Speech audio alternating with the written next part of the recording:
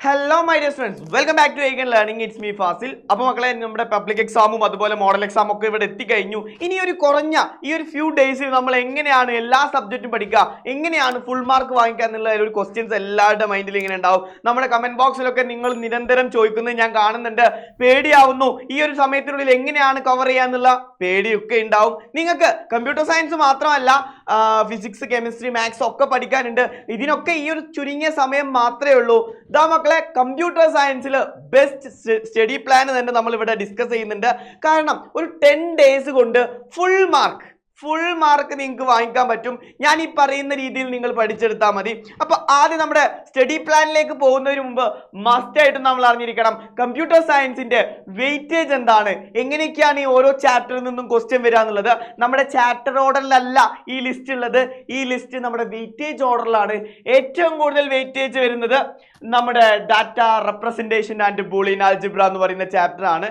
ഈ ചാപ്റ്ററിന് 11 മാർക്കിനാണ് ക്വസ്റ്റ്യൻ വരുന്നത്. കണ്ടോ, 11 മാർക്കിനാണ് ഈ ഒരു ചാപ്റ്ററിന് ക്വസ്റ്റ്യൻ വരുന്നത്.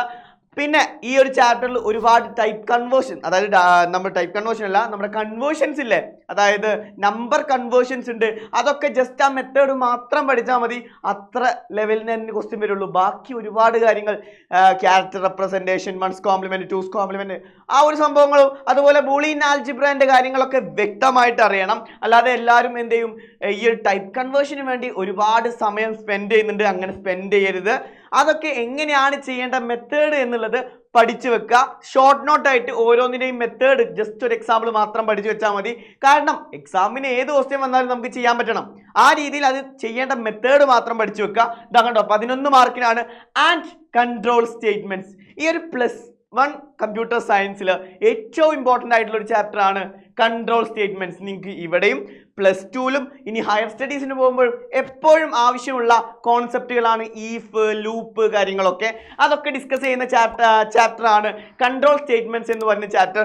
അതിനും 11 മാർക്കിനാണ് ക്വസ്റ്റ്യൻ വരുന്നത്. ഇനി ഇത് എങ്ങനെ പഠിക്കണം എന്നുള്ളത് ഞാൻ സെറ്റാക്കി തരാം.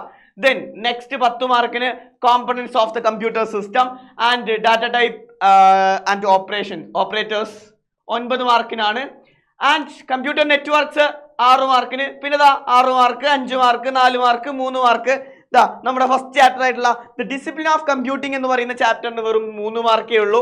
അതുപോലെ IO ഫങ്ഷൻസ്, ജസ്റ്റ് ആ ഫങ്ഷൻസ് മാത്രം പഠിച്ചാൽ മതി, അതിന് 3 മാർക്കേ ഉള്ളൂ. ദെൻ ഫങ്ഷൻസ്, യൂസർ ഡിഫൈൻഡ് ഫംഗ്ഷനും ബിൽഡിംഗ് ഫംഗ്ഷനും റിക്കർസീവ് ഫംഗ്ഷൻ ഒക്കെ ഡിസ്കസ് ചെയ്യുന്ന ഫങ്ഷൻസ് എന്ന് പറയുന്ന ചാപ്റ്ററിൽ നിന്ന് 4 മാർക്കിനാണ് ക്വസ്റ്റ്യൻ വരുന്നത്. ആൻഡ് അറേസ് 4 മാർക്കാണ്. അതുപോലെ internet and mobile computing, principles of programming and problem solving, വളരെ ചെറിയ ചാപ്റ്റർ ആണ്. സോ അതിൽ നിന്ന് 6 മാർക്കിന് ക്വസ്റ്റ്യൻ വരും. അപ്പൊ അൽഗോരിതത്തിന്റെ സ്റ്റെപ്സും കാര്യങ്ങളും ഫ്ലോ ചാർട്ടൊക്കെ വൃത്തിക്ക് പഠിച്ചു പോകണം. സിമ്പിൾ ആയിട്ട് പഠിച്ചെടുക്കാൻ പറ്റും. ദെൻ അതുപോലെ കമ്പ്യൂട്ടിംഗ്, നെറ്റ്വർക്കിംഗ്, ഇതിനൊക്കെ 6 മാർക്കാണ്.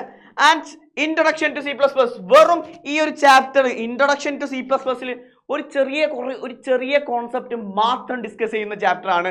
വെറും ടോക്കൺസ് എന്താണെന്നും അതുപോലെ ക്യാരക്ടർ സെറ്റ് എന്താണെന്നും മാത്രമേ ആ ചാപ്റ്ററിൽ നിന്ന് ക്വസ്റ്റ്യൻ വരത്തുള്ളൂ.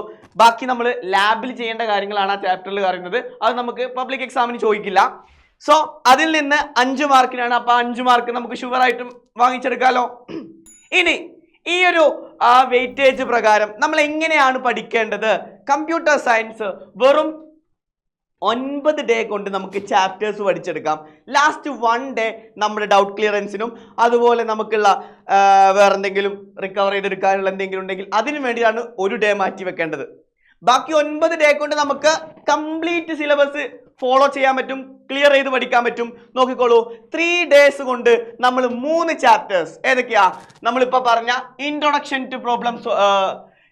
To C++ programming, just C++ ആരാ കണ്ടുപിടിച്ചത്? ദെൻ ക്യാരക്ടർ സെറ്റ്സ് എന്താണ്, ടോക്കൺസ് ഏതൊക്കെയാണ് മാത്രം പഠിച്ചാൽ മതി. അതുപോലെ ഡാറ്റ ടൈപ്പ് ആൻഡ് ഓപ്പറേറ്റേഴ്സ് ഏതൊക്കെയാണെന്നുള്ള ലിസ്റ്റ്, അതിന് എക്സാമ്പിൾസ്, അതുപോലെ data type, different data types 3 തരത്തിലാണ്. User defined data type, fundamental data type and built in data type അല്ലെങ്കിൽ ഫണ്ടമെന്റൽ ഡാറ്റ ടൈപ്പ് രണ്ടും സെയിം ആണ്. User defined data type, derived data ടൈപ്പിനെ കുറിച്ച് പഠിക്കുക.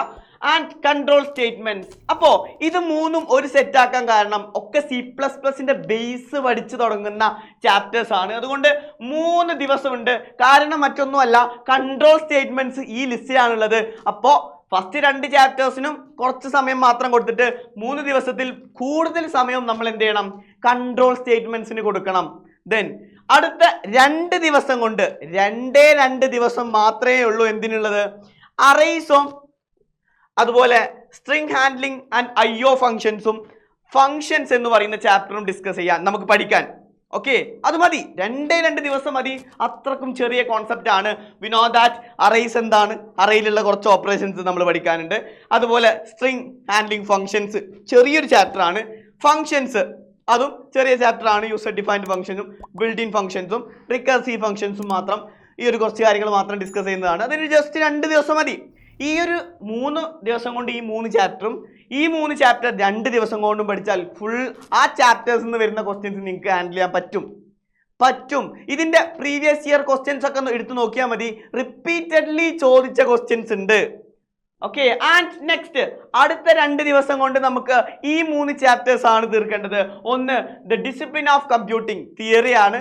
നമ്മുടെ ലൈവ് കണ്ടാൽ നിങ്ങൾക്ക് മനസ്സിലാവും ഞാൻ ആ ഒരു തിയറി പറയുന്ന ഓരോ കോൺസെപ്റ്റ്, അതായത് ഓരോ നമ്പർ സിസ്റ്റംസ് ഉണ്ട്, അതുപോലെ മെഷീൻസ് ഉണ്ട്, അതിനൊക്കെ ടേബിളാർ ഫോമിൽ നമ്മൾ ലൈവിൽ ഡിസ്കസ് ചെയ്യാറുണ്ട്. അത് വെച്ചിട്ട് തന്നെ പഠിക്കാം.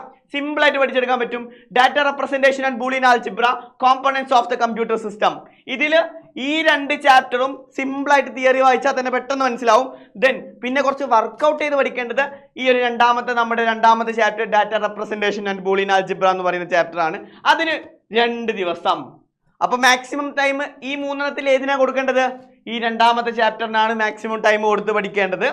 ആൻഡ് ലാസ്റ്റ് 2 ദിവസം കൊണ്ട് principles of programming and problem solving, computer networks and internet and mobile computing, ഈ 3 ചാപ്റ്റേഴ്സും ആണ് സെറ്റ് ആയിട്ട് പഠിക്കേണ്ടത്. വെറുതെ അനാവശ്യമായിട്ട് വാരി വലിച്ച് അവിടുന്ന് ഇവിടുന്നും പഠിക്കാതെ, അല്ലെങ്കിൽ ഓർഡറിൽ ചാപ്റ്റർ 1, ചാപ്റ്റർ 2, ചാപ്റ്റർ 3 അങ്ങനെ പഠിക്കാതെ ഈ ഒരു മെത്തേഡ് ഫോളോ ചെയ്യാം. ഏതൊക്കെയാണ് നമ്മൾ പറഞ്ഞു? ഒന്നാമത്തെ സെറ്റ് 1, ഇത് സെറ്റ് 1, സെറ്റ് 2. ഓക്കെ, സെറ്റ് 2ലുള്ള ചാപ്റ്റേഴ്സ് ഏതൊക്കെയാണെന്നും, അതുപോലെ സെറ്റ് 3 ഏതൊക്കെയാണെന്നും, അതുപോലെ സെറ്റ് 4 ഏതൊക്കെയാണെന്ന് നമ്മൾ പറഞ്ഞു. ഈ ഒരു 4 സെറ്റ് ഈ സെറ്റാക്കി 3 ചാപ്റ്ററിന്റെ 4 സെറ്റോട് കൂടി തന്നെ നിങ്ങൾ പഠിക്കുക. അങ്ങനെ നിങ്ങൾ പഠിച്ചു കഴിഞ്ഞാൽ ഇതാ ടോട്ടൽ 9 ഡേയ്സ് കൊണ്ട് 9 ദിവസം കൊണ്ട് നമുക്ക് ചാപ്റ്റേഴ്സ് കംപ്ലീറ്റ് ആക്കാൻ പറ്റും. ഇനിയിപ്പോൾ ഏതെങ്കിലും ചാപ്റ്ററിൽ, ഇപ്പോൾ ഫോർ എക്സാമ്പിൾ നമ്മുടെ കൺട്രോൾ സ്റ്റേറ്റ്മെന്റ്സിൽ കുറച്ചും കൂടെ ക്വസ്റ്റ്യൻസ് വർക്കൗട്ട് ചെയ്ത് നോക്കണം, ഈഫിലും ലൂപ്പിലൊക്കെ വർക്കൗട്ട് ചെയ്ത് നോക്കണമെങ്കിൽ നിങ്ങൾക്ക് ഈ ഒരു ലാസ്റ്റ് ഡേ ചൂസ് ചെയ്യാം.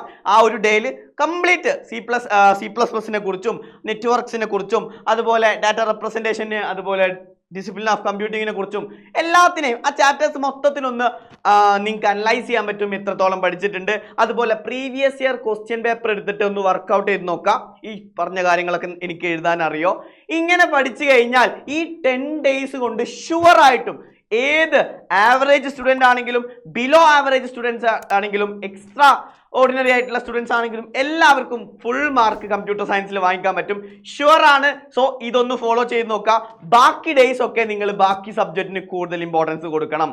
നമ്മുടെ ഫിസിക്സ്, മാത്സ്, കെമിസ്ട്രിക്കൊക്കെ കൂടുതൽ ഇമ്പോർട്ടൻസ് കൊടുക്കണം. ഈ 10 ദിവസം മാത്രം നിങ്ങൾ ഒന്ന് മാറ്റി വെച്ചാൽ മതി നമ്മുടെ കമ്പ്യൂട്ടർ സയൻസിന്. പിന്നെ നിങ്ങൾക്ക് കമ്പ്യൂട്ടർ സയൻസിനെ കുറിച്ച് കൂടുതൽ ചിന്തിക്കേണ്ട ഒരു ആവശ്യമില്ല. ജസ്റ്റ് എക്സാമിൻ്റെ തലേ ദിവസം ജസ്റ്റ് ഒന്ന് ഓടിച്ചു നോക്കിയാൽ മതി, ഒന്ന് റിവൈസ് ചെയ്താൽ മതി. പിന്നെ ഹാപ്പി ആയിട്ട് നിങ്ങൾക്ക് നമ്മുടെ C++ അല്ല, കമ്പ്യൂട്ടർ സയൻസിൻ്റെ എക്സാമിന് ഹാൻഡിൽ ചെയ്യാൻ പറ്റും. ഫുൾ മാർക്ക് ഷുവറായിട്ടും വാങ്ങിക്കാൻ പറ്റും. ഓക്കെ അല്ലേടാ? ഇനി വരും ചാപ്റ്റർ, നമ്മുടെ എല്ലാ ചാപ്റ്റേഴ്സും നമ്മുടെ വരും ലൈവുകളിൽ നമുക്ക് ഡിസ്കസ് ചെയ്യണം. സിമ്പിളായിട്ട് തന്നെ അതിലുള്ള ഓരോ കോൺസെപ്റ്റും നമ്മൾ ഡിസ്കസ് ചെയ്യും. അപ്പോൾ ലൈവിലൊക്കെ ഞാൻ നിങ്ങളെ ഇൻവൈറ്റ് ചെയ്യാണ്. നമുക്ക് അടിച്ച് പൊളിച്ച് പഠിക്കണം. അപ്പോൾ ഈ സ്റ്റഡി പ്ലാൻ യൂസ് ചെയ്തിട്ട് നിങ്ങൾ CS പഠിക്കാം. അടുത്ത വീഡിയോയിൽ കാണാം. ബൈ.